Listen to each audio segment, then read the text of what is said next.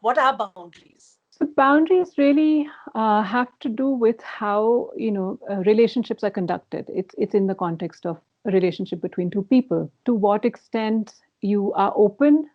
So those are called porous boundaries, as in the sense of how open you are to other people influencing you, or doing things for you and so on. Similarly, for you to be extending yourself, to be doing things for other people, and or how close you are to that. So even when we talk about boundaries, it's also on a spectrum of between being rigid and being porous. Being rigid, being very, very closed, and not letting anybody into your life, and not letting other influences of any kind to come into your life.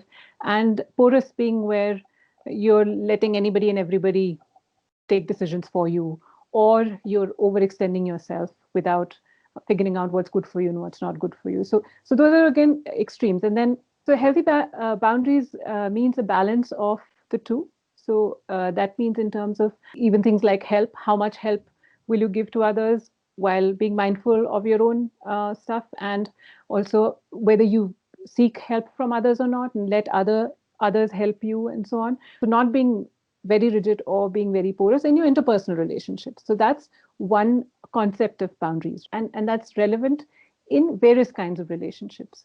But even within the family level, when two people come together to make a family, two people get married, there's a boundary they create around themselves as a couple, which means that there's certain things that are shared between the couple which are not shared with other people. Part of marriage is creating that boundary around yourselves as a couple against intrusions from anyone and anything. It could be work, it could be extended family, it could be even kids.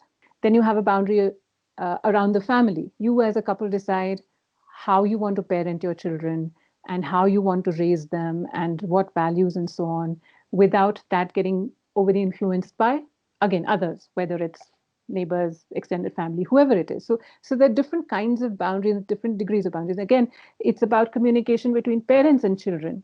So there are certain things as parents that you will communicate with children. There are other things that you won't, things that you don't share with your kids. You don't burden your kids with.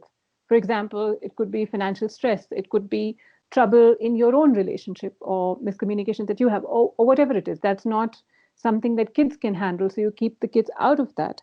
At the same time, you do involve them in certain other decisions, what to make for dinner or whatever, depending on the age, right?